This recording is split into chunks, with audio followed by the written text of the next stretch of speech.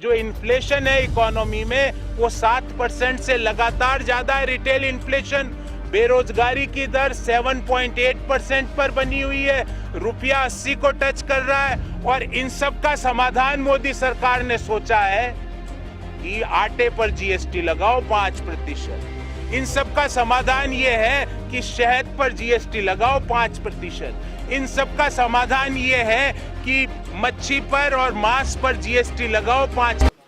सावन के पहले सोमवार पे सरकार ने आज बहुत बड़ी गिफ्ट दी है हम सबको। आज से आटे पर 5% जीएसटी लगना चालू हो गया है। संसद के पहले दिन सरकार ने बहुत बड़ी गिफ्ट दी है देश को। आज से पनीर हो, छाछ हो, लस्सी हो, मुरमुरे हो, आपके एलईडी लैंप हो, उन पे जीएसटी लगना चालू हो गया है। और तो और लिखने पढ़ने का काम भी बंद कराना है, इसलिए पेंसिल और शार्पनर पे भी 18% जीएसटी लगा दी है। तो अब आप अपने बच्चों के लिए या खुद के लिए पेंसिल खरीदेंगे तो आज से 18% जीएसटी देनी पड़ेगी। और 1000 रुपये से कम का जो होटल है, वो 1000 से कम के होटल में कौन रुकते हैं? मध्यम आय वर्गीय परिवार, निम्न मध्यम आय वर्गीय परिवार, वो सब लोग रुकते हैं। उन पे जीएसटी आपने 12% आज से लागू कर दी है। तो एक तरफ तो जो इन्फ्लेशन है इकोनॉमी में वो 7% से लगातार ज्यादा है। रिटेल इन्फ्लेशन, बेरोजगारी की दर 7.8% पर बनी हुई है, रुपया 80 को टच कर रहा है। और इन सब का समाधान मोदी सरकार ने सोचा है कि आटे पर जीएसटी लगाओ 5%।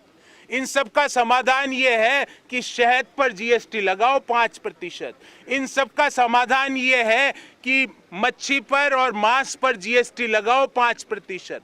तो इन्फ्लेशन के कारण, महंगाई के कारण सब्जियां 18% से बढ़ रही है और इधर आटे पे आपने 5% जीएसटी लगा दी। तो अब थाली में से रोटी गई आटे पे जीएसटी लगाने के कारण, सब्जियां पहले ही नदारद हो चुकी है और ये सावन के पहले सोमवार की मोदी सरकार की गिफ्ट है। So this was the first issue. Second issue friends, दूसरा इश्यू मैं आपके सामने लेके आया हूं। एक नया 3 स्टेप मॉडल मोदी सरकार ने विकसित किया है भ्रष्टाचार का, और उस मॉडल की सारी परतें मैं लेके आया हूं आपके सामने। देश में 75% बिजली का उत्पादन कोयला आधारित जो बिजली घर है वो करते हैं। तो अगर हमारे देश में अगर 100 यूनिट बिजली मान लो बनती है तो 75 यूनिट बनाती है कोयला आधारित जो बिजली घर है वो। मोदी सरकार ने इन कोयला आधारित बिजली घरों को सबसे पहले बोला कि आपको 10% कोयला इंपोर्टेड खरीदना पड़ेगा, क्योंकि जब तक इंपोर्टेड कोयला ब्लेंड नहीं होगा, मिक्स नहीं होगा, अच्छी बिजली नहीं उत्पन्न होगी। ये मैं नहीं कह रहा, सरकार ने ऐसा नोटिफिकेशन निकाला। ये तो हुआ स्टेप नंबर 1 कि पहले 10% कोयला बाहर से मंगाने की एक नेसेसरी कंडीशन जोड़ दी जाए। स्टेप नंबर 2 आता है। फिर स्टेप नंबर 2 के तहत 2.416 मिलियन टन अर्थात लगभग 2.5 मिलियन टन इंपोर्ट करने का जो कॉन्ट्रैक्ट है, जो ठेका है, 2.5 मिलियन टन कोयला इंपोर्ट करने का ठेका। कोई गैस करने की जरूरत नहीं है, देश को सबको पता है कि वो अडानी को ही मिला होगा। तो स्टेप नंबर 1 में पहले कोयला आधारित बिजली घरों को बोलो कि 10% कोयला बाहर से इंपोर्ट करके लाना है, देशी कोयला नहीं चलेगा। स्टेप नंबर 2 में लगभग 2.5 मिलियन टन कोयला इंपोर्ट करने का कॉन्ट्रैक्ट सरकार दे देती है अडानी एंटरप्राइजेज लिमिटेड को। और यहाँ पे ये चीज, एक महत्वपूर्ण पॉइंट आपके सामने रखना चाहता हूं कि जो इंपोर्ट करने का जो ठेका है अडानी को दिया जाता है 16,700 रुपया प्रति टन कोयला, जबकि जो देशी जो डोमेस्टिक कोल सप्लायर है वो 1700 से 2000 पर टन में कोयला सप्लाई कर देंगे। पर यहाँ पे अडानी को ठेका दिया जाता है 16,700 रुपया प्रति टन।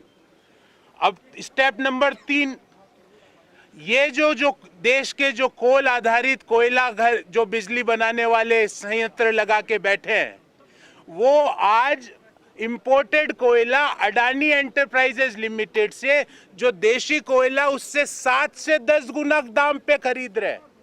नतीजा क्या हुआ इस 3 स्टेप मॉडल का कि आपको, मुझे, उद्योगों को जो कोयले से बिजली बन रही है, क्योंकि 75% बिजली देश में कोयला से आ रही है, उसके भाव आने वाले समय में बढ़ जाएंगे। तो what an arrangement sir ji, this is called as 3 step friend benefit model.